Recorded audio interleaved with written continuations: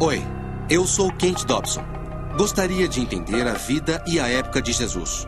Quero saber quem ele foi e por que teve um impacto tão grande na história. Junte-se a mim nessa jornada de busca. Para descobrir a diferença entre fato e ficção, consultarei os maiores arqueólogos, estudiosos e pessoas de fé do mundo. Os antigos evangelhos foram desafiados e novos foram descobertos. Em relação à vida de Jesus de Nazaré, o que é verdade e o que é mito? Ele dominou 2000 anos da história ocidental. Milhões devotaram a vida a ele. Guerras foram travadas em seu nome. Mas quem foi esse homem realmente? Essa é minha busca pela verdade. A vida desconhecida de Jesus. Sou historiador bíblico e professor. E hoje estou a caminho de Belém. Quando eu era criança, me disseram que os 4 evangelhos do Novo Testamento traziam tudo o que era preciso saber sobre Jesus. Eram a pura verdade.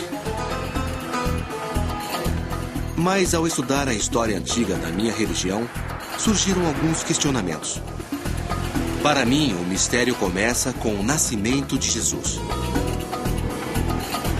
Estamos em Belém, isto é, nós cruzamos a Cisjordânia. Parece que nós estamos entrando em outro país. Há uma fronteira, um muro e uma cerca. É a realidade da Terra Santa atual. Belém agora é uma agitada cidade palestina. Mas há 2000 anos era uma pequena cidade, à sombra do Império Romano. No ano 200 a.C., Roma começou a se expandir além da Itália e acabaria por dominar todo o Mediterrâneo. Quando Jesus nasceu, o Império começava a controlar a antiga terra de Israel. Imagine a história da Natividade. Jesus numa manjedoura, Maria e José, os reis magos, Herodes. Isso tudo aconteceu bem aqui. Será mesmo?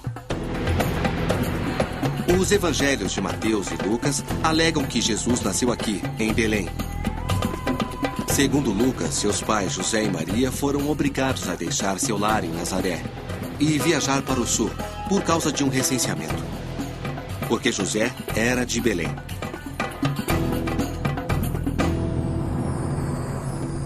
Muitos dos principais estudiosos bíblicos do mundo questionam essa parte da história. O padre dominicano Jeremy Murphy O'Connor é um deles. Por que acha que não houve o censo? Nós temos as normas do censo romano do Egito, por exemplo. E elas eram bem claras. Todos ficavam em suas casas. E por que viajar para ser contado? Você pode ser contado onde vive e trabalha. Sem falar na parte econômica, completamente impossível. E quanto à data citada? Segundo Lucas, foi feito por Quirino. Quirino, de fato, realizou um censo aqui, mas foi bem depois. Talvez 10 anos mais tarde. E sem o censo, a família sagrada não tinha nenhum motivo para estar em Belém. Saiba que, para alguém que foi criado ouvindo essas histórias como eu, isso gera um grande conflito. A Igreja da Natividade foi construída no local exato onde, segundo a tradição, Jesus nasceu. A cena da manjedoura que vemos reproduzidas todos os anos no Natal supostamente ocorreu bem aqui. Agora, tenho minhas dúvidas. Uma das pessoas que questionou seriamente toda a história da Natividade é o famoso historiador bíblico John Dominic Crossan. O episódio da Natividade é histórico? Não. Não acho que o episódio da Natividade em Mateus ou Lucas seja histórico. Todos os detalhes são bem diferentes. Podem coincidir, mas são bem diferentes. Eu os vejo como parábola e não como história. Você acha que não aconteceu? Não.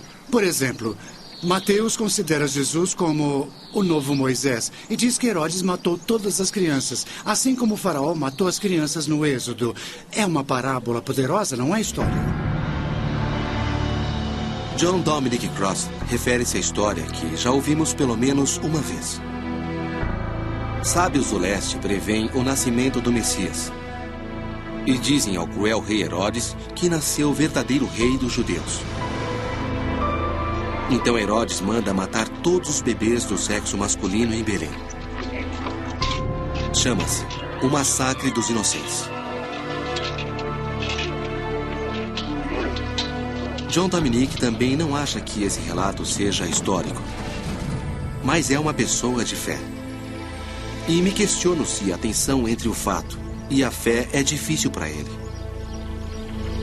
É difícil encarar essa tensão? É uma tensão da vida, a meu ver. É sim, é isso.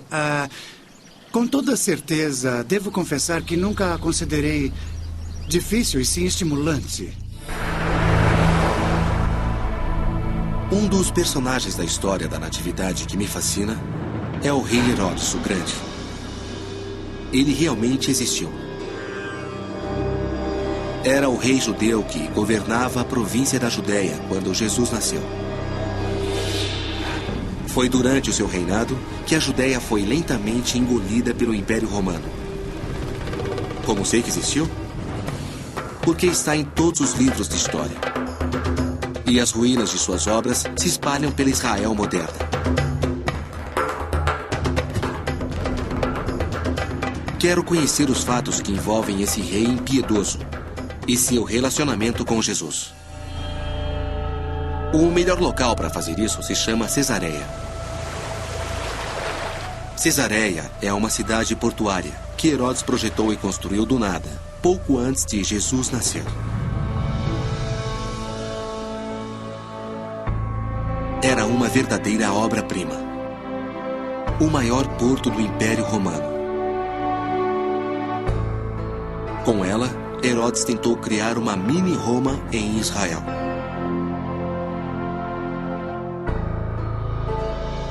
Veja estas colunas de mármore. Esta é da Turquia, esta é da Itália e esta da Grécia. E esta enorme é de Assuã, no Egito. Foram trazidas por Herodes o Grande. A alvenaria presente em Cesareia nos dá uma ideia do quanto ele foi internacional e poderoso.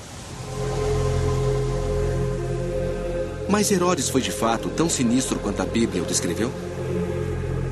Para saber mais, vou encontrar a historiadora Sarah Ellison. A meu ver, você precisa de um psicólogo para falar de Herodes, não uma historiadora. Conhecemos os fatos e eles são horríveis.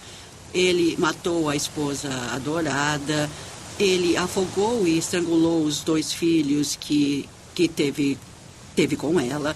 E suas atrocidades não param por aí.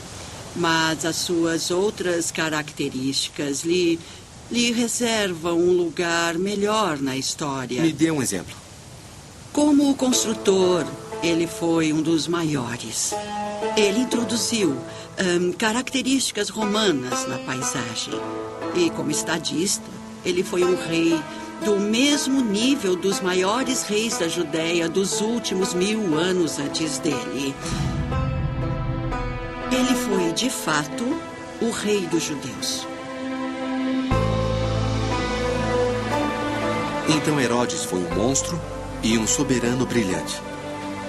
Mas a verdade é que talvez jamais tenha ouvido falar em alguém chamado Jesus, nem ordenado o massacre dos inocentes.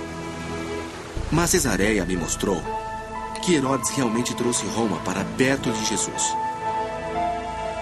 Eu acho que não percebi que Roma era um poderio a ser considerado. Não me refiro só à força e poder de um ponto de vista militar. Eles realmente dominaram todos os aspectos da cultura, desde a arte até a beleza, o comércio. Não havia como escapar deles.